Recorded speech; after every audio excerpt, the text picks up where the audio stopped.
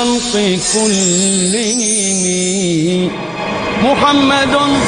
محمد سيد الكونين والثقلين والفريقين من عرب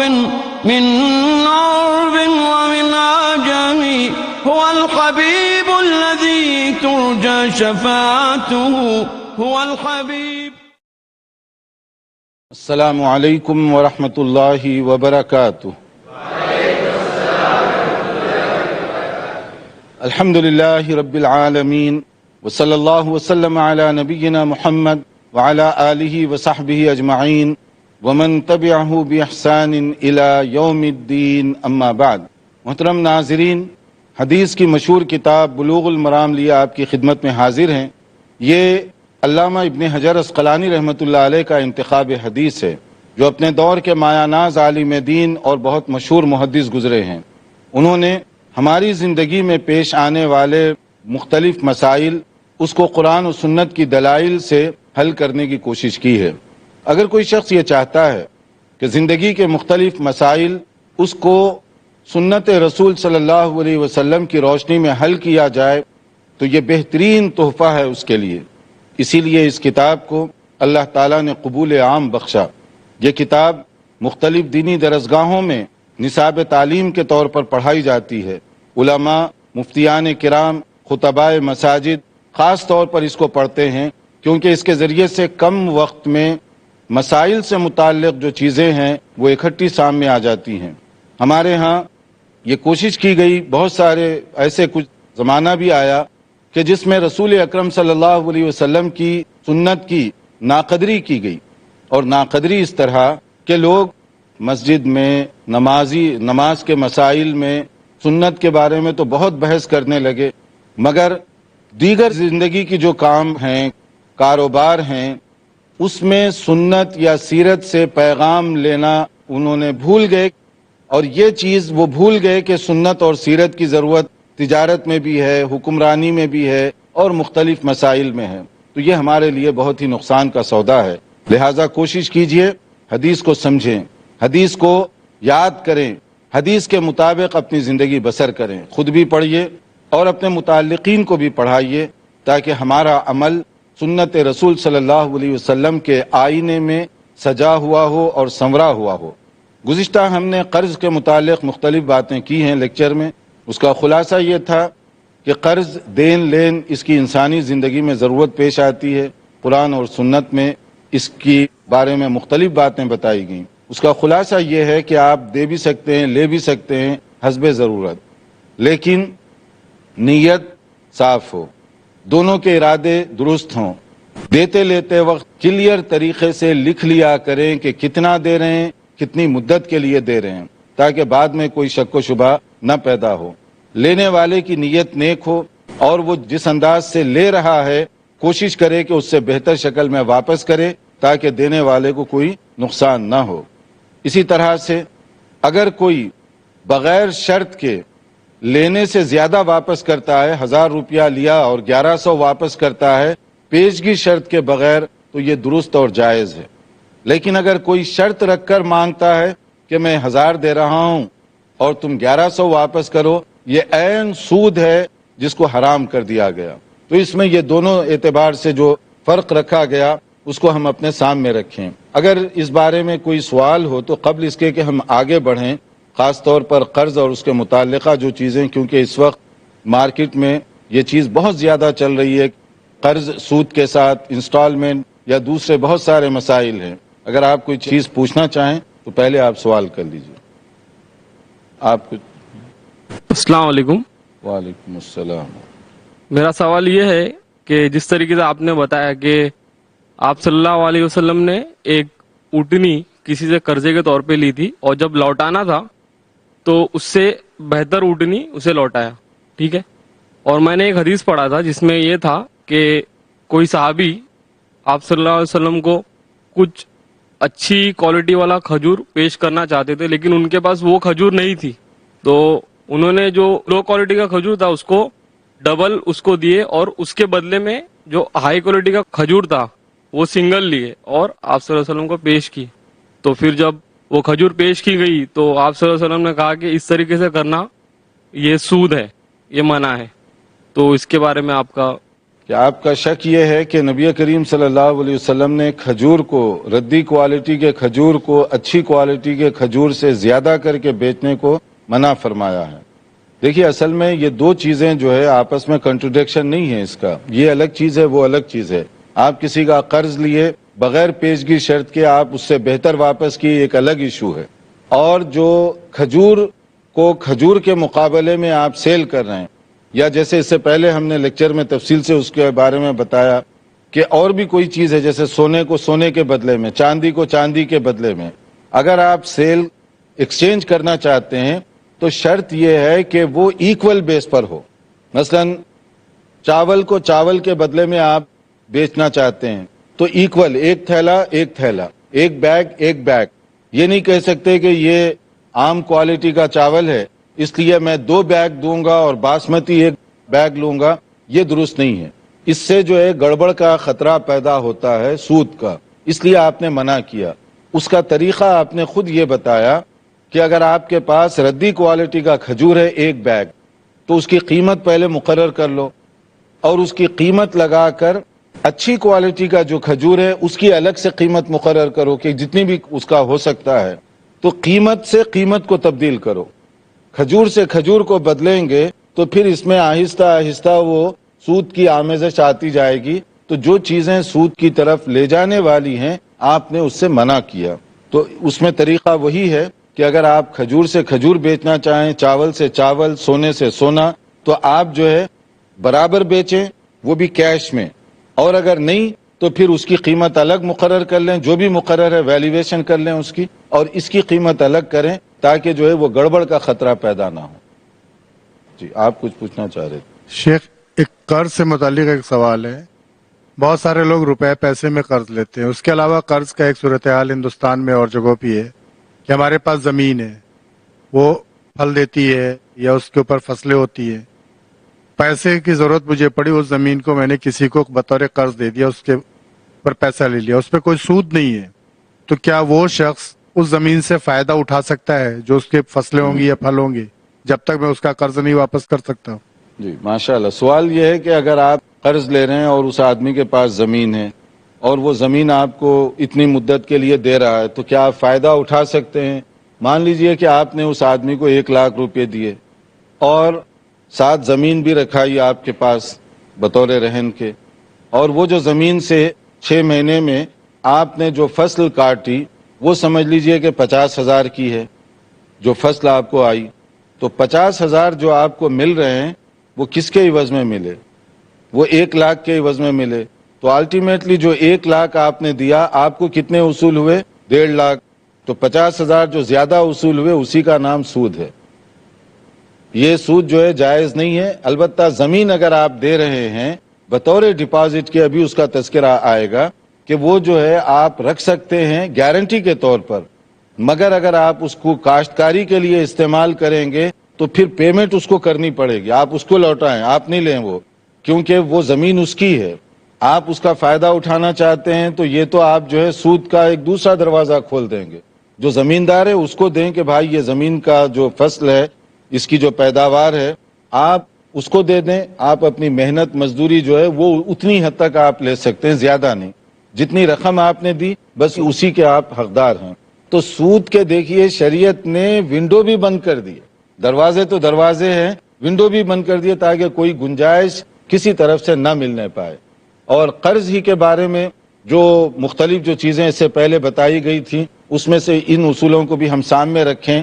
اب آگے ہم بڑھتے ہیں. ایک دوسرا اور ایشو ہے، اگر قرض کے بارے میں کوئی سوال ہے تو آپ کر لیں تاکہ ہم آگے اس کا ایک دوسرا حصہ شروع کر رہے ہیں، یہی رہن اور ڈپازٹ.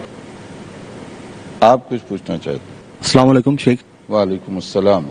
ہاں میرا سوال ہے کہ حکومت کا اپنی رعایت سے قرض لینا، مثلا آج کے زمانے میں حکومتیں قرض لیتی ہیں، مثلا سودی نظام میں گورنمنٹ بانڈ کے طریقے سے قرض لیتی ہے، اور اسلامک فائنانس جو آج ہے حقوق کے طور پر، تو اس کی کوئی دلیل شریعت میں ملتی ہے یا خلفائے راشدین کے زمانے میں کسی نے ایسے اقدام اٹھائے تھے جا کے مطلب رعایا کی بہتری کے لیے کام کیا جاتا ہے؟ ہاں، رعایا کی بہتری کے لیے حکومت کیا قرض دے سکتی ہے؟ حکومت کا کام تو یہ ہے کہ اس کی مدد بھی کرے، حسب ضرورت اس کو قرض بھی دے اور اگر وہ بینک کرپٹ ہو چکا ہے تو بھی اس کی مدد کرنے کی کوشش کرے قرض کا. بلکہ قرآن کریم میں سورہ توبہ کی آیت 60 میں جو ذکر کیا گیا کہ انما الصدقات للفقراء، یعنی زکوٰۃ اور صدقات کہاں کہاں خرچ کریں گے، اس میں سے ایک وہ بھی قرض دار ہے جو نیک نیتی سے قرض لیا، ادا کرنے کا ارادہ تھا، حالات ایسے ہو گئے کہ بیچارہ پینی لیس ہو گیا، اب دینے کی پوزیشن میں نہیں ہے، تو وہ کہاں سے دیا جائے گا؟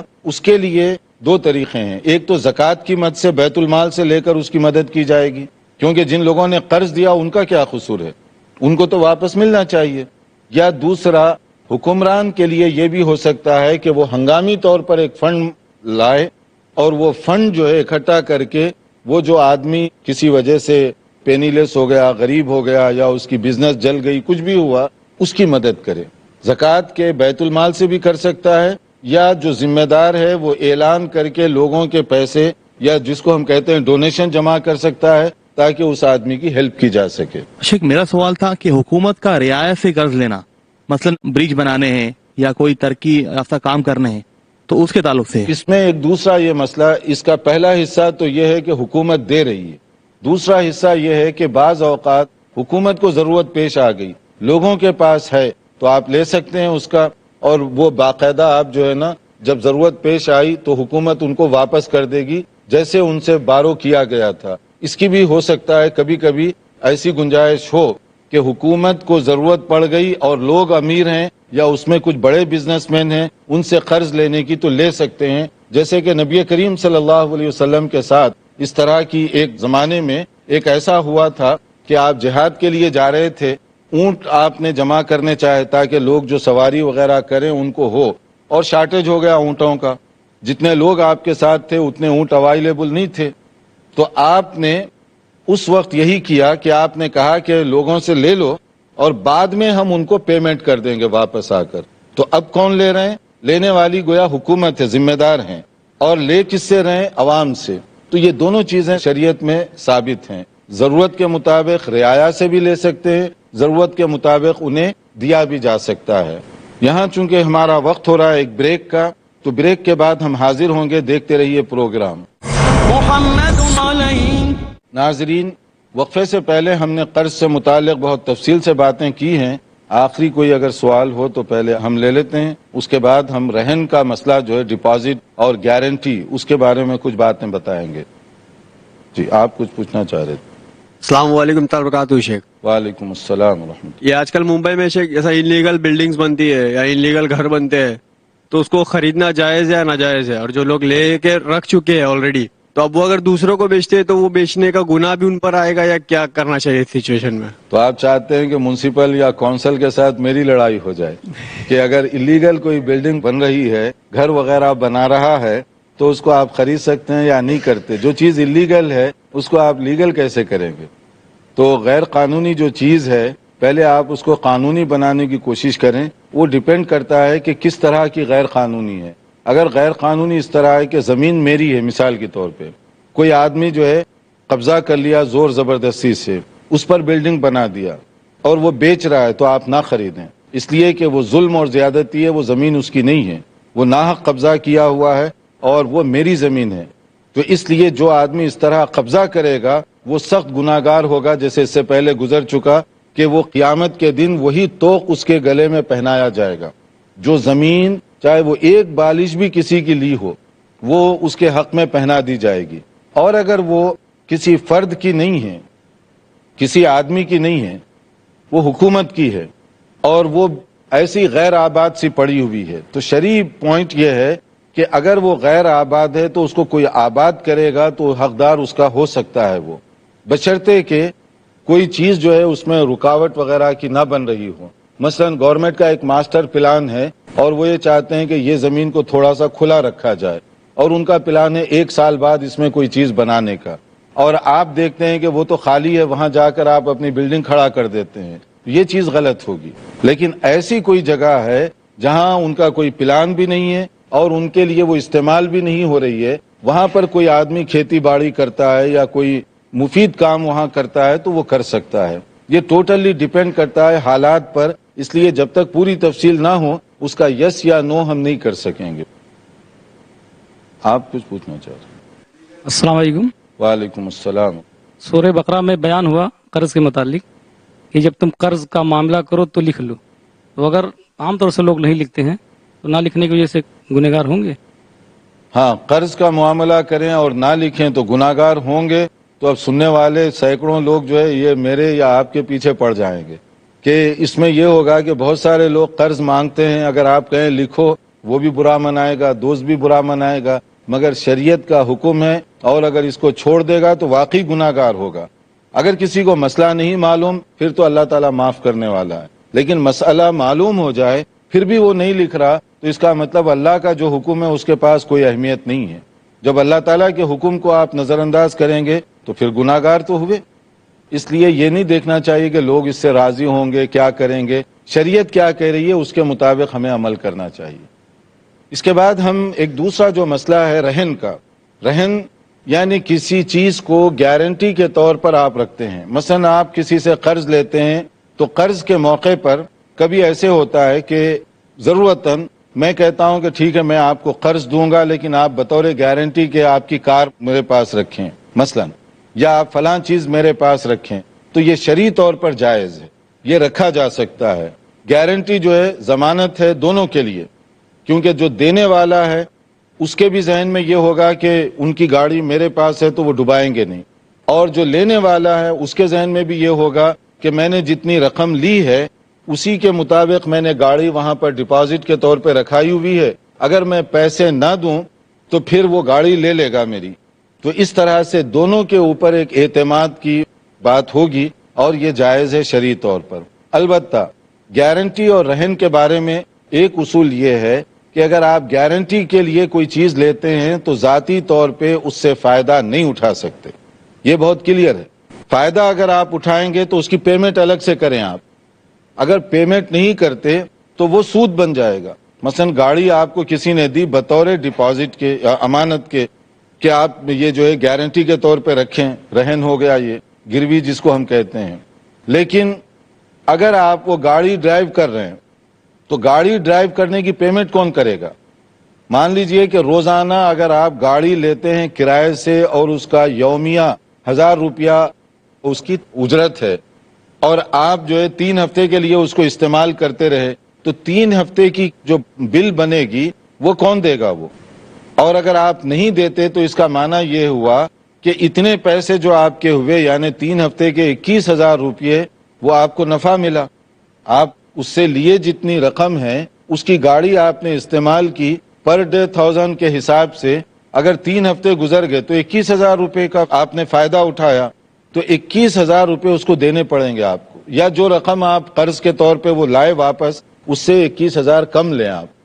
कि आप कहें कि भाई मैंने 1 लाख रुपया आपको दिया था, अब मैंने आपकी गाड़ी इस्तेमाल की है इसलिए मुझे 79,000 आप दे दें बस, क्योंकि बाकी तो मैंने गाड़ी इस्तेमाल कर ली है, फिर जायज है। और अगर आप ऐसे नहीं करेंगे 1 लाख वापस लेंगे तो 21,000 जो आपने गाड़ी चलाई वो नफा हो गया, उसी का नाम सूद है।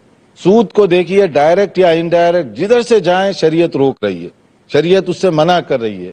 अलबत्ता कुछ ऐसी चीजें जैसे नबी सल्लल्लाहु अलैहि वसल्लम ने फरमाया अज़्ज़हरु यरकबु बिनफ़क़तिही इज़ा काना मरहूनन व लब्नु दर्र यशरबु बिनफ़क़तिही इज़ा काना मरहूनन व अलल्लज़ी यरकब व यशरब अन-नफ़क़ह।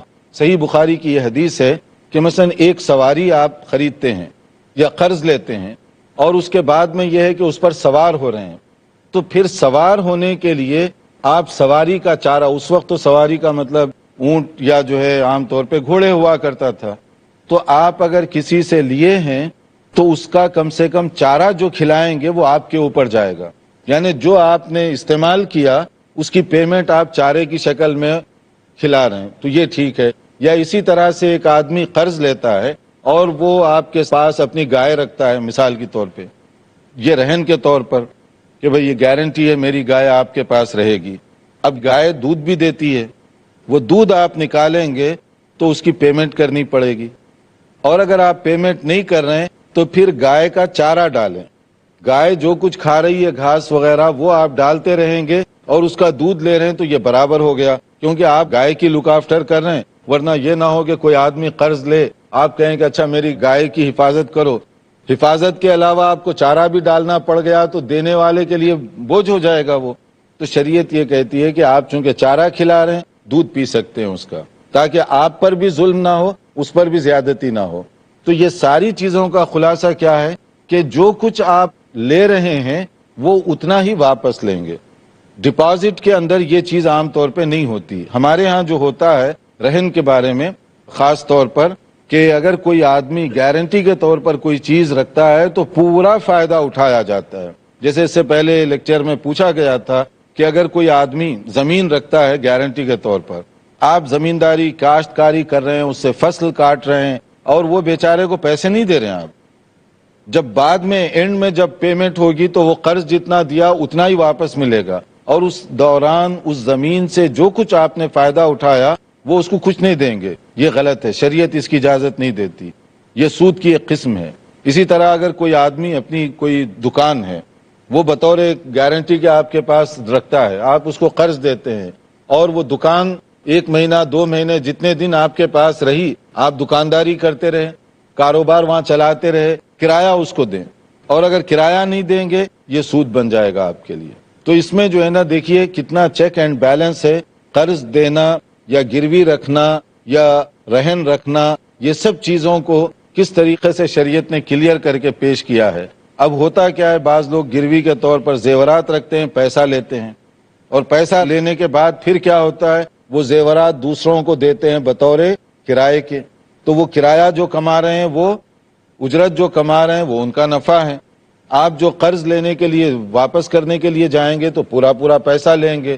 تو یہ عام طور پر ہوتا ہے جو شریعت اس کی اجازت نہیں دیتی. اگر اس بارے میں کوئی ہو قبل اس کے کہ ہم اپنے لیکچر کو یہاں روکیں، اگر کوئی سوال ہو تو آپ کر سکتے ہیں.